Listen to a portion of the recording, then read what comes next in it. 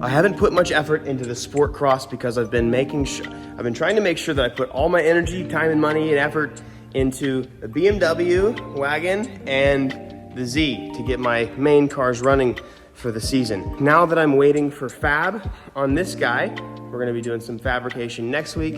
And now that I'm just waiting for my water pump and tensioner to get delivered for this because my supercharger blew the water pump apart, it's time to finally start working on the IS. Now there's a lot to do and I'm gonna be doing a lot to it, so listen up.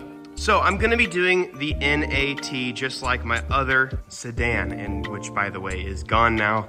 Sold the chassis, sold the shell, so that's sick. I'm gonna be doing NAT correct this time. So today, in order to start the build, I'm gonna go ahead and yank the engine, gonna yank the trans, and we're gonna do everything correct. Now you can see this car has a lot wrong with it. The compressor leaks like crazy. That is Freon that you're seeing everywhere. The engine leaks. I mean, like, I'm not really confident that the engine's actually super healthy, so we're gonna take it out, and I'm actually gonna build the motor this time.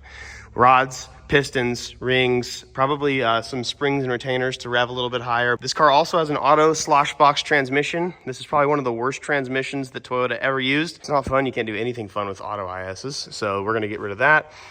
Drive shaft gonna go, and also, just check this out. I don't know if I showed you guys this, I think I did, but this exhaust is one piece, like the freaking anime, dude. One piece. It's crazy. They welded some fence post to the freaking cats, and yeah, no wonder it was throwing check engine lights, because, like, you know, I deleted the post cats, and I don't know. My goal for this car is to turn it into a daily drift type car. Not so much like this. Like, this car is a drift car that I can daily. This is gonna be a daily NAT, fun, like decent 450, 500 horsepower, but, you know, hydro, clean, nice build. Also, full black interior swap for this car, so I'm super stoked about that. We're gonna do the W55 transmission, just like the regular IS came with. I have my dual mass flywheel from the other car. Got a new clutch from ACT. All this stuff over here, battery relocation, all the way from that to LS 400 brakes and hydro, dual caliper setup. Got a bunch of really cool stuff for the car. It's gonna be insane. But we wanna make this car super clean. In fact, I wanna paint it myself, put a lot of time, money, effort, and love into it. But I don't know if you guys remember, this car was rusty. I'm gonna take everything apart, take everything off, take everything out, except for the subframe, because this subframe came from my other IS300. I'm gonna de-rustify, de-dirtify. I mean, I want this car to be like, you can eat food off of the undercarriage when I'm done. Be kind of sick. Yeah, slosh box and stock GE need to go. And so that's just what I'm gonna do today. I'm gonna strap a GoPro to my head, because you guys like to watch me work on cars. And I'm just gonna start disassembling some stuff. I've already drained the trans fluid, so that's ready to get off. The nice thing about the IS is you can actually take the engine and trans out fairly simply, but I need to figure out, well, first I gotta get the exhaust manifold off. So, I don't know. I'm just gonna get to work, enjoy, watch, have fun. We're starting the IS300 build today, and I'm super, super excited about it. Let's start it off big. You think I can make this shot first try? That trajectory is gonna be interesting. I don't really care if I make a mess. It's just gonna be fun. See if I can make it. Here we go, boys. Oh, yeah. Shmoney. I'm actually glad that we're doing this and building it, because you can kind of see it. There is some shimmers in the oil. So this motor was probably not going to last long if I did the NAT. And I'm not trying to have the same issue ever again.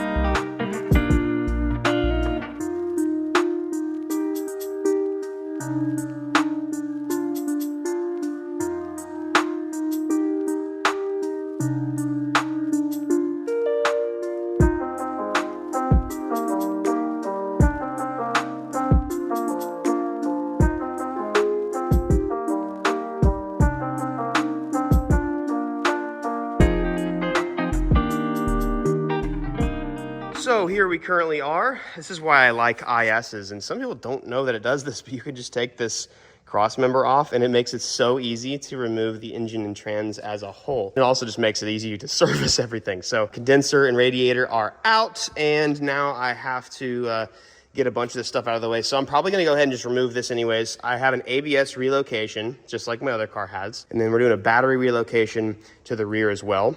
And the ABS will go there. I also have all new brakes, like I said, IS300 fronts, and then Willwood rears. So that's gonna be really exciting. But I'm just gonna, I guess, get as much of this out of the way. Gus Fring from Breaking Bad once said, never make the same mistake twice. It's real. That's real. I'm not going to ruin this car's wiring by relocating the ECU. We're gonna keep the ECU here as it should, but I'm still gonna do a front-facing plenum. Now, I don't know which one I wanna go with. There are some that are really, really simple that bolt on to the lower half and points like right here, and you just have to relocate the power steering, which is fine because I already have a really nice thing over there. It'd be really nice to just have a clean looking, you know, still forward-facing, but not quite disastrous and really excessive like the other one is. I still want everything to be functional in this car. Another reason why I'm taking this engine out is because if you look at it, like look at the engine bay, I mean, it's just a mess.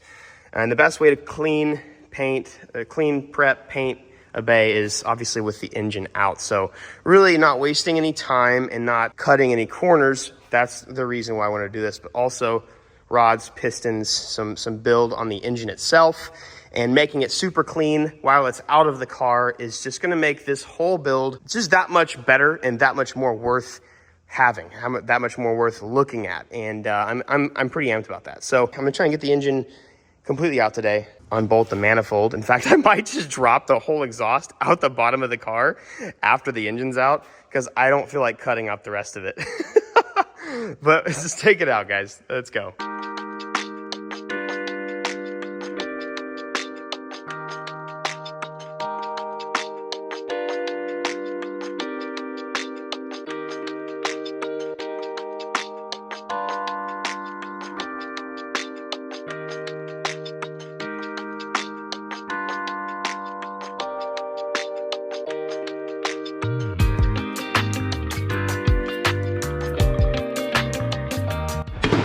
One thing I advise all of you to get is a ridiculously cheap, long, half-inch breaker bar that's ratcheting breaker bar. This is Harbor Freight.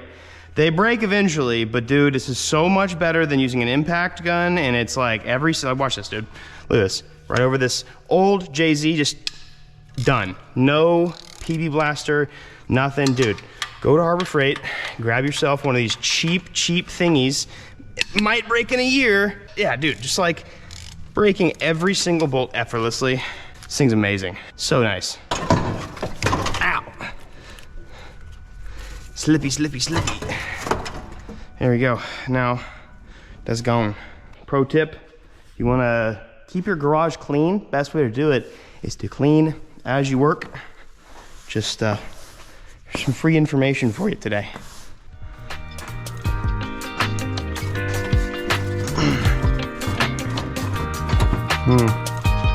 Oh, look at that. I can cut that easily.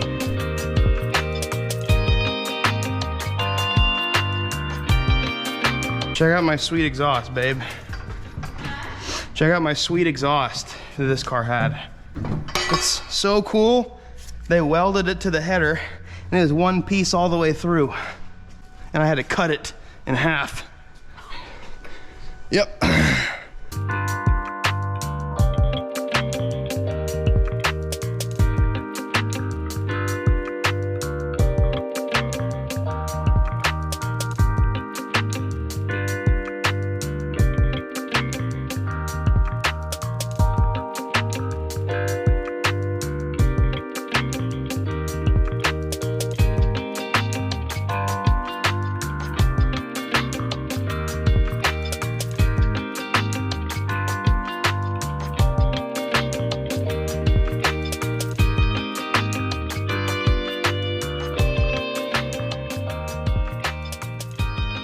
So I should now be to the point to where engine should come out. So that's what we're gonna do. The engine and trans should come out together. Cross your fingers for me. This will be so nice. It'll be so nice. I mean, dude, this car's gonna be sick. Okay, I'm gonna attempt to not have to use a leveler. Just go straight chain on this.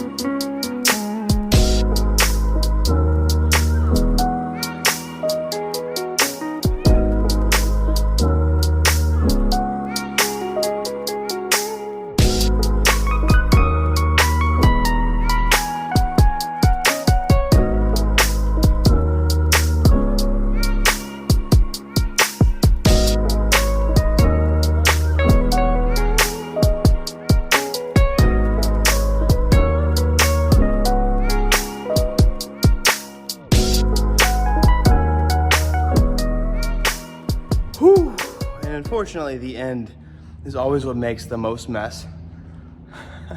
But we got it out. I haven't pulled an engine in so long, and it feels good, I suppose. But I'm getting, my days are numbered, bro. My back getting bad. It's not fun to pull an engine these days, or lift the transmission and walk it outside. Empty canvas. I'm excited about it. The thing I'm most excited about is just de-crapifying this thing. I mean, everything on this is just doo-doo flakes, bro. Look at that. I mean, this is rust everywhere. I'm gonna de-rustify it. I have a nicer harness and everything in here. Everything's gonna get moved around. I'm gonna repaint everything. Fuse box, I'll have to, get that out of there, remove the ECU, just make sure all this looks good. And I'm not gonna shave or tuck anything because I think that's always way overkill. It's gonna have a lot of really good looking new hardware in it. I mean, return style fuel system, that'll be really cool. And then it'll just be so much cleaner. As if that wasn't a lot anyways, I'm gonna end it there and we'll continue with the IS. Whatever I do next is probably gonna be de-rustifying the bottom and cleaning up the bay. And then I gotta get this onto a stand. Probably just gonna go sit down in my office and not hurt my back the rest of the day. But get this thing onto a stand. I'll clean it, disassemble it completely, and go from there. I've got a local company that I'm working on getting rods for. And then as long as the cylinder walls are good, I already have some Melee. I say things so wrong sometimes, I'm just talking too much. Melee pistons. And then just, new piston rings, new bearings and stuff. And I'm actually gonna do it myself this time. Never actually built an engine by myself, but I've seen people do it. I've been around it. I've been involved in it like 4 or 5 times. So I'm gonna build my own JZ, which I'm pretty excited about. And then just make it a really cool, fun, usable 3076-ish size turbo car. Some really stupid fun that's, a little overpowered, but I mean, I've driven enough now to where like, I can at least handle it and I can drive it. Wish I could try my SC again because I bet you I'd rip in that car now. Bet you I'd freaking rip. Guys, this is the end of the video and I always give you guys daily advice. My advice for you guys is oh my God, hold on. That is a huge grasshopper. Oh my God. I've never seen a grasshopper this big in my life. Okay, that's weird. Daily advice. Perspective. Both of these things are the same, but very different. Prove them wrong and prove yourself right. Both of those end up accomplishing the same or similar things. But what's important is your mentality about it. When you spend your life trying to prove people wrong, you end up always wanting gratification from someone else. When you spend your life proving yourself right, then you're always achieving your personal goals. And at the end of the day, it doesn't really matter what they think about you or what they think about what you've accomplished. I've had a huge switch in my life that's exactly this. It's really important to make sure, because listen, people's opinions are always going to vary and they're always going to change, and you're never, ever going to make anybody happy. No matter what you end up doing, no matter how successful you end up being, no matter what you accomplish in life, so you're going to make somebody upset and you're not going to make somebody happy. You can prove people wrong by proving yourself right. But when you focus on that particular part about that, proving yourself right ends up doing a lot more for you personally. It's a lot healthier. So I challenge you to work on that today. I'm having to do the same for myself. With the whole drifting thing, I wanted to prove people wrong for the longest time. It's like, at this point, who cares? I just know that I'm a good driver. I can get my pro license. I'm gonna have fun, and I love doing it. So I'm gonna prove myself right, regardless of what anybody out there sees or thinks. And so, that's just an example for you guys. And I want you guys, the same thing with your parents, relationships, with school, with work, whatever. Only you know you as best as you do. You know what you're capable of. And everybody's always gonna doubt you. Don't prove them wrong. Prove yourself right. Helps. Love you all so much. I'll see you guys next video. Peace.